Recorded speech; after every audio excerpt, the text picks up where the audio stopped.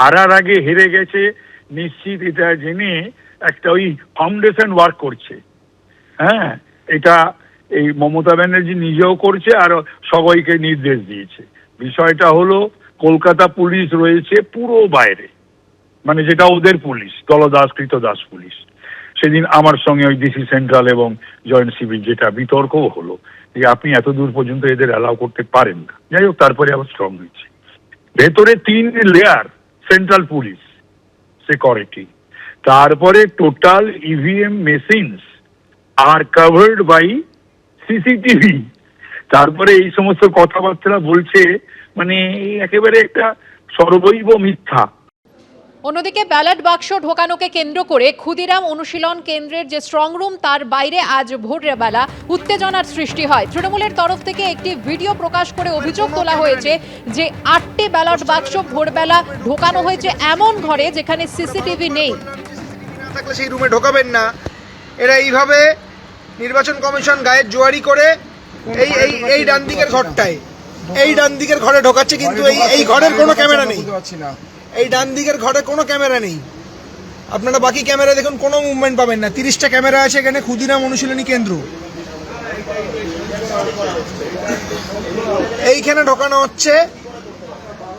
ক্ষুদিরাম অনুশীলনী কেন্দ্রর main gate দিয়ে postal ballot এই যে ঢুকছে, দেখছেন এই যে ছেলেটা ঢুকছে।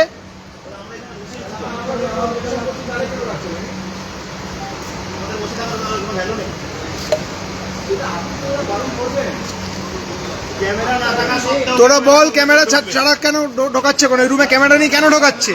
এখানে কথা বলে গেল তুমি।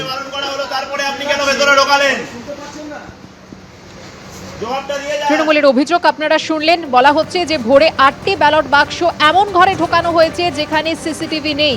আর এ নিয়ে ভোর রাতে ক্ষুদিরাম অনুশীলন কেন্দ্রের বাইরে বেশ কিছুটা উত্তেজনা দেখা যায়। পোস্টাল ব্যালট নিয়ে ঢুকছে, এই যে রুমে ঢুকে যাচ্ছে, এই রুমের কোনো ক্যামেরা নেই। ভোর 4টের সময় পোস্টাল ব্যালট এসছে, যেটা রাত 1টায় আসার কথা ছিল। আমাদের কাছে খবর ছিল 1টায় আসবে, কিন্তু ভোর 4টের সময় পোস্টাল ব্যালট এসছে। আমরা বললাম যে রুমে ক্যামেরা নেই সেই রুমে আপনি রাখবেন না এখন, কিন্তু তারা গায়ের জোয়ারি করে গেট খুলে ক্ষুদিরাম অনুশীলনী মেন গেট থেকে ঢুকে বাদিকের ঘরটায় পোস্টাল ব্যালটগুলো সব রেখেছে। 8টা টিনের বাক্স রেখেছে, কিন্তু ওই রুমে কোনো ক্যামেরা নেই। 30টা টোটাল ক্যামেরা রয়েছে। 30টার মধ্যে 29টা ক্যামেরায় কোনো মুভমেন্ট নেই। শুধু ক্যামেরা নাম্বার 1 যেটা মেন গেটের এন্ট্রি, সেখান থেকে টিনের বাক্সগুলো ঢুকে লেফট হ্যান্ড সাইডের রুমটাই ঢুকে গেল। সেই রুমে কোনো রকম ক্যামেরা নেই। নির্বাচন কমিশন কোনো ক্যামেরার ব্যবস্থা করেনি এবং সেটা তারা নিজেরা স্বীকার করেছে। আমাদের স্ট্রং রুমে প্রতিটা রুমে ক্যামেরা রয়েছে। সেই ক্যামেরা নজরদারি করার জন্য আমরা বিভিন্ন রাজনৈতিক দলের প্রতিনিধিরা এসে স্ট্রং রুমের সামনে সিসিটিভি ক্যামেরার সামনে বসে আমরা স্ক্রিনের সামনে দেখছি। কিন্তু যে রুমে ক্যামেরা নেই সেখানে ইচ্ছা করে এই বক্সগুলোকে ঢোকানো হলো। আমরা বারংবার বলা সত্ত্বেও বিভিন্ন ইন্ডিপেন্ডেন্ট ক্যান্ডিডেটরাও ছিল, এআইটিসির ক্যান্ডিডেটরাও ছিল, তারা বারংবার না করা সত্ত্বেও সেটাকে জোর করে ঢোকানো হলো। এবিপি আনন্দ এগিয়ে থাকে, এগিয়ে রাখে।